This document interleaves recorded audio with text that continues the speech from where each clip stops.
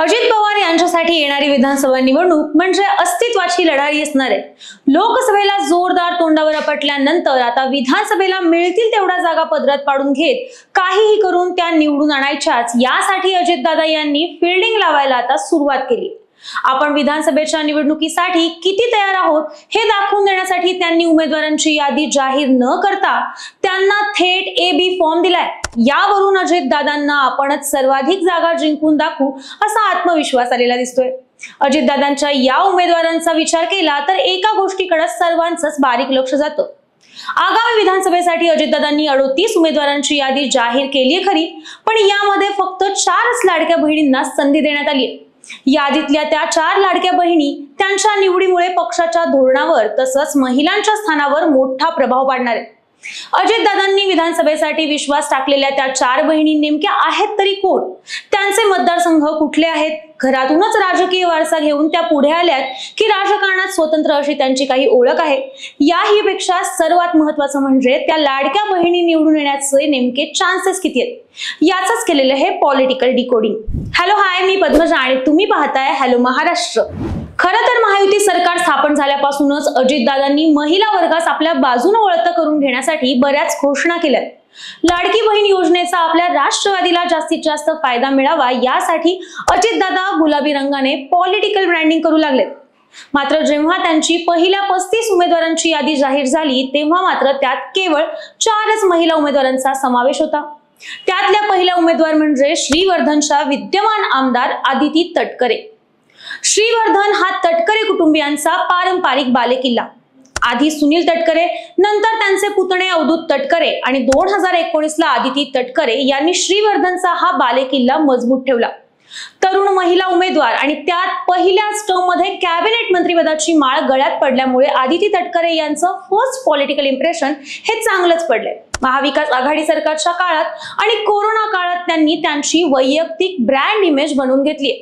मात्र राष्ट्रवादीच्या फुटीत आपल्या वडिलांना साथ देत त्या अजितदादांसोबत गेल्या। महिला आणि बालकल्याण मंत्रिपदासारखं महत्त्वाचं खातं त्यांना मिळालं। लोकसभेला अजित पवार गटाचा धुव्वा उडालेला असताना रायगडच्या सुनील तटकरेंनी मात्र आपला हा गड शाबूत राखण्यात यश मिळवलं। यावरून त्यांची जिल्ह्याच्या राजकारणावरची पकड आपल्या लक्षात येते। लोकसभेला श्रीवर्धन मधूनही मिळालेलं लीड पाहता आदिती तटकरे यांना विजय हा फारसा अवघड नसणार आहे। या मतदारसंघातील मुस्लिम आणि दलित समाजाचं वोट ट्रान्सफर करण्याचं मोठं आव्हान हे त्यांच्या समोर असणार आहे। सध्याच्या घडीला श्रीवर्धन मध्ये शिवसेना आणि शेकाप हे पक्ष विरोधात असले तरी त्यांची क्षमता क्षीण होत चालली आहे। त्यामुळे अजितदादांची ही लाडकी बहीण सध्या तरी विधानसभेसाठी पुन्हा प्लस मध्येच दिसते।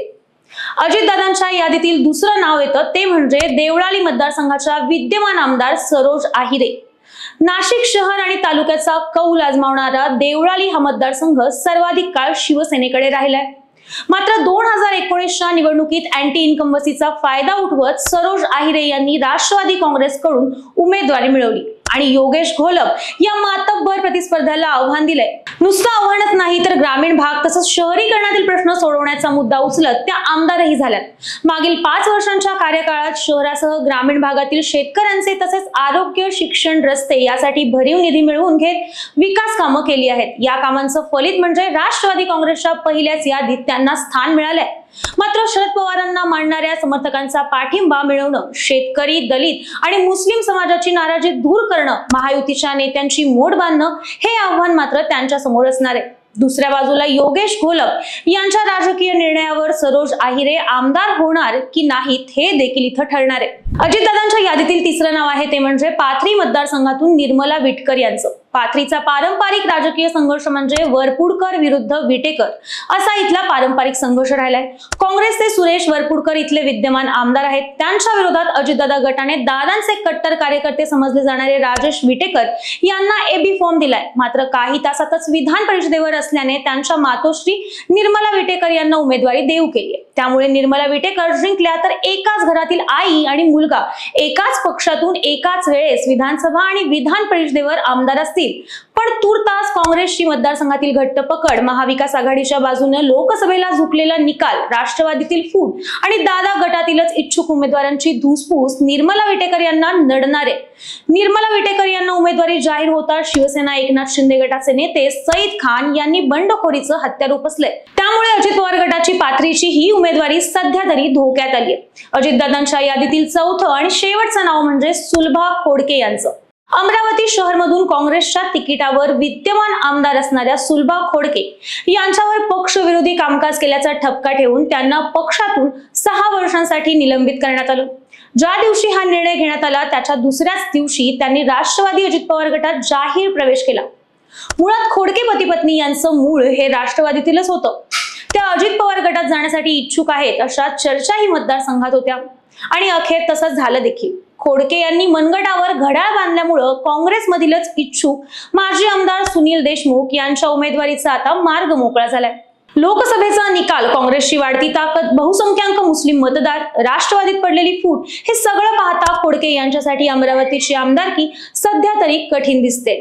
एका वाक्यात सांगायचं झालं तर अजित पवार गटाने उमेदवारी दिलेल्या 4 लाडक्या बहिणींपैकी सध्या तरी एकाच बहिणीचा आमदारकीचा प्रवास सुखकर होतोय असं चित्र आहे.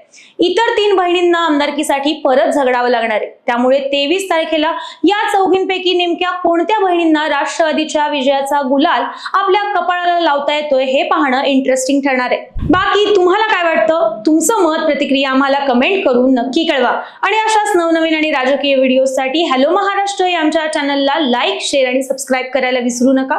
व्हिडिओ शेवटपर्यंत पाहिल्याबद्दल धन्यवाद.